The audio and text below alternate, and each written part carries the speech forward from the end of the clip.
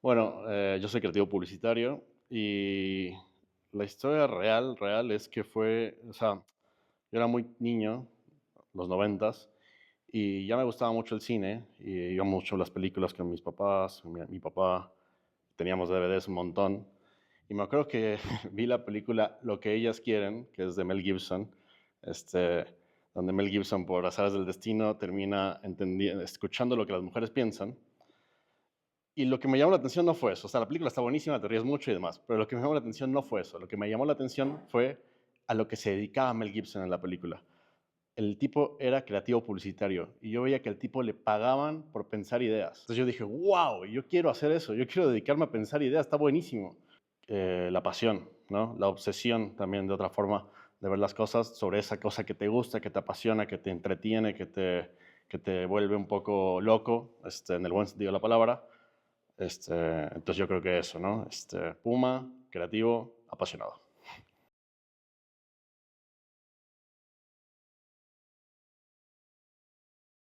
Pues mira, yo creo que lo dividiría por etapas. La primera es mi casa. Y te menciono mi casa porque era un lugar donde si jugaban los Pumas o los 49ers, que es el equipo de mi hermano y de mi mamá, había un griterío absoluto en toda la casa. O sea, no se podía estar en silencio. Y si jugaban los Pumas, todos gritábamos al unísono. Y si jugaban México, peor. Pero ¿qué me dio eso? Me normalizó la pasión. Ver a mi mamá que gritaba por los Pumas cualquier cantidad de leperadas, a mi papá igual, a mi hermano como loco, me hizo decir, esto es normal, esto es respetable y esto es esperable. Siempre voy a mencionar a Argentina. Yo vivía ya 6 años. Como les decía, me apasioné por la creatividad publicitaria y descubrí que la mejor creatividad publicitaria de habla hispana se hacía en Argentina. Y yo quería ser redactor, yo soy redactor, como creativo publicitario puede ser director de arte o redactor, yo soy redactor, y yo necesitaba aprender en el mejor lugar posible. Creo que Argentina tiene esto que tiene mi familia, que es un país muy pasional, se vuelven locos esa gente. Entonces encontré mucha gente, un país entero lleno de personas como yo. Entonces voy a mencionar siempre esos dos lugares, mi casa y mi segunda casa, que es Argentina.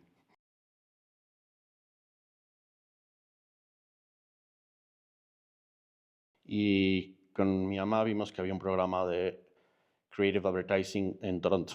Entonces dijimos, bueno, pues está claro, ¿no? Vamos para allá. Y ahí fue donde me di cuenta que yo quería ser creativo publicitario, sí, pero no en Canadá. Yo quería ser creativo publicitario en Argentina. Y, y yo le llamé a mi mamá, que mi mamá estaba muy feliz de que yo estuviera en Canadá, ¿no? Porque es primer mundo, es Canadá, como que mi esfuerzo, estoy hablando como si fuera mi madre, ¿no? Mi esfuerzo como madre pudo hacer que mi hijo esté estudiando en Canadá, ¿no? Y yo le llamé un día a mi mamá y le dije, oye, mamá, quiero hablar contigo. Sí, todo bien. Oye, mamá, estaba pensando y creo que lo mejor para mí es irme a Buenos Aires, a estudiar en Buenos Aires. Y mi mamá me dijo, ok. O sea, obviamente a mi mamá le ha de haber costado mucho trabajo decir, ok, pero yo creo que lo que me definió ahí, y le agradezco enormemente a ella, fue que confió en mi plan, ¿no? Como que no lo puso en duda, por más que ella muy probablemente no le hacía ninguna lógica, confió en mi plan, ¿no? Y ese para mí fue un cambio absoluto en mi personalidad, en mi formación, en todo, porque me dio la posibilidad de vivir 6 años allá y yo creo que ese momento es importante.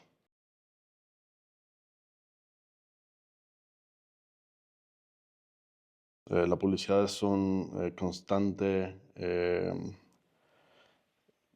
decepción, batallas perdidas. Yo siempre les digo, yo también, además de ser creativo, doy clases y le digo a mis alumnos que en esta profesión van a encontrar muchos más nos que sís, ¿no? Eh, y lo que te termina dando es una especie de tolerancia a la frustración muy alta.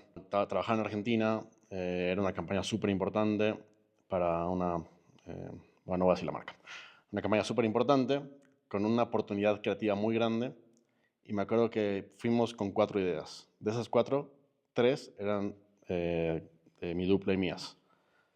Y estábamos muy emocionados porque estaban buenísimas las 3 ideas, estábamos como súper contentos, muy esperanzados. Y cuando regresó mi director creativo, regresó con una cara que yo lo vi y dije, me quiere decir algo. Y se sentó con nosotros y me dijo, chicos, eligieron la otra. al día siguiente había otro brief. Y creo que eso ya te da otra oportunidad. La policía tiene mucho eso también. Tiene muchas derrotas, pero muchas venganzas, ¿no? Te da la oportunidad de darle la vuelta a la página rápidamente.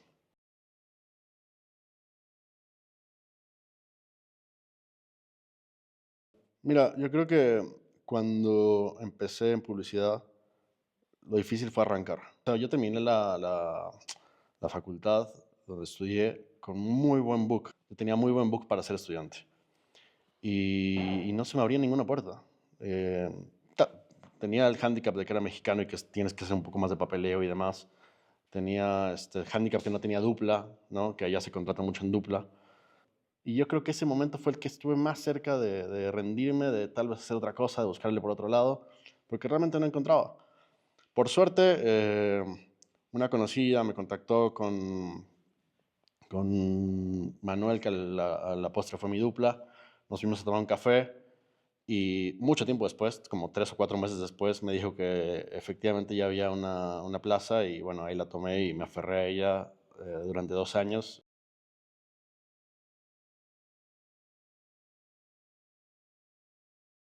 Lo que me motivó es lo que hablábamos al principio, la pasión. O sea, yo decía, esto me apasiona mucho, más que a casi todos los que conozco. Tiene que ser esto. Yo soy bueno en esto, me gusta esto, me apasiona esto. Y eso fue lo que me mantuvo. O sea, yo creo que ese tiempo que no encontraba un lugar para empezar mi carrera, me la pasé viendo publicidad, me la pasé pensando ideas que no tenía ningún brief, no tenía ningún profesor a quien mostrárselas, no tenía nada, pero yo me la pasaba pensando ideas, viendo piezas, viendo entrevistas de personas que admiraba, manteniendo un poco vigente, por más que era muy joven, con lo que estaba pasando en la publicidad.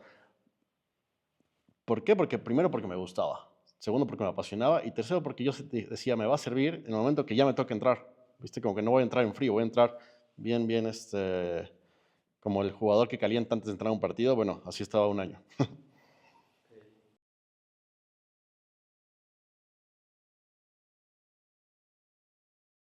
Bueno, tuve que sacrificar ver constantemente a mi familia, tuve que sacrificar ver constantemente a mis amigos de toda la vida, eh, tuve que sacrificar cosas como no ver a mi sobrino crecer en un momento donde era mi primer sobrino, ¿no? Eh, Eso siempre no te digo que me dolió, pero sí me dejaba una especie de vacío, que él me viera solamente en diciembre, ¿no? Yo sentía que él y yo éramos medio extraños, y duele, la verdad es que duele, duele que por ahí tú lo quieres abrazar y el tipo te dice como que, ¿quién eres, brother, no? Pero bueno, después me vine acá y tenemos una mejor relación ahora, mucho mejor. Pero bueno, esos fueron momentos que son las cosas que como migrante tienes que...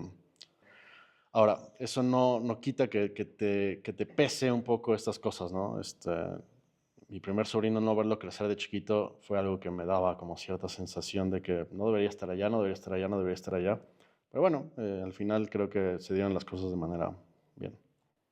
Yo creo que hay una parte que mucha gente por ahí no ve, y que creo que es fundamental, que es la preparación, ¿no? O sea, creo que un poco lo que te decía en estos momentos en los que no encontraba agencia, que yo me seguí preparando, ¿no? Y eso creo que mucha gente no lo ve porque no tiene que verlo, ¿no? O sea, realmente es algo que haces más tú, para ti, para estar listo en el momento que te toque salir a la cancha, y que mucha gente no lo ve y que creo que es súper importante. Preparación, preparación, preparación. Tener esa actitud, ¿no? Tenemos que trabajar mucho en la oscuridad para ponernos en la parte más brillante.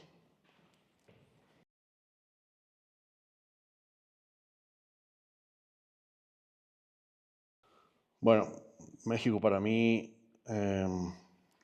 a nivel personal, es origen, es potencial, porque tenemos lo más difícil, que es la materia prima. Nos falta un entorno que nos haga elevarnos más allá, ¿no?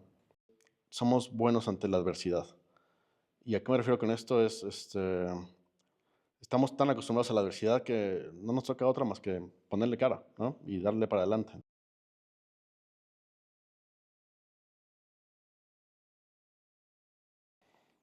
Bueno, yo les diría que se preparen mucho.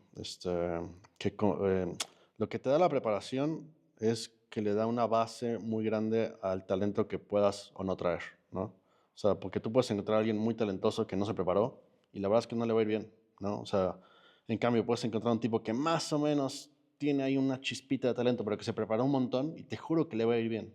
Entonces lo que yo les diría es prepárense de la manera que puedan, con los alcances que tengan.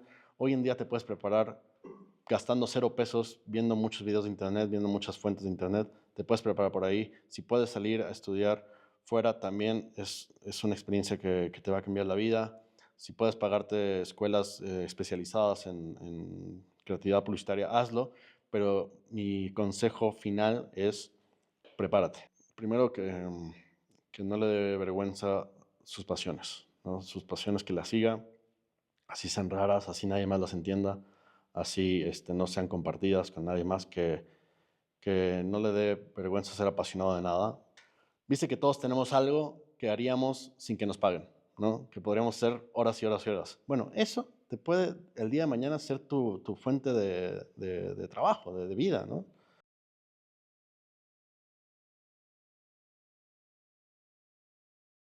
De mi pasión del fútbol, que llevo a la publicidad, yo creo que son un montón de cosas, creo que es casi un modo de vida, ¿no? Eh, la pasión con la que entregas, cómo haces tu equipo, cómo motivas a tu equipo. Yo creo que hay muchos paralelismos entre la publicidad y el fútbol, desde el mercado de fichajes, desde el jugador que ya está más para entrenar que para jugar, desde que eh, hacer una de más, ¿no? También hay muchos paralelismos entre el fútbol y la publicidad que yo uso, retomo y y me sirve, ¿no? Yo creo que esto de sufrir, ¿no? Que creo que el futbolero de verdad lo entiende. Eh, Tú vas a un estadio a sufrir por casi la mayor parte del tiempo, ¿no? Este, Creo que encarar un poco la vida así y entender que después del sufrimiento va a haber o puede haber un momento de felicidad, de desahogo, de alivio, es lo que también me ha hecho resiliente hasta cierto punto en todo lo que hago, pero también la publicidad, que como te decía, tiene muchos momentos de rechazos, de que te rechacen ideas. Yo creo que sí, creo que en general creo que tenemos que aprender a sufrir un poquito más, ¿no? Y saber que puede valer la pena, ¿no? Creo que sí, nos podría hacer falta esa parte, ¿no? De saber sufrir, de saber enfrentar entornos negativos, ¿no? Creo que México sufre mucho eh, a nivel deporte cuando estamos de visitante. Entonces también eso, ¿no? Aprender a sufrir y acostumbrarnos a eso, ¿no? A la adversidad para que sea más una cosa del día a día y no sea la excepción, ¿no? Eso.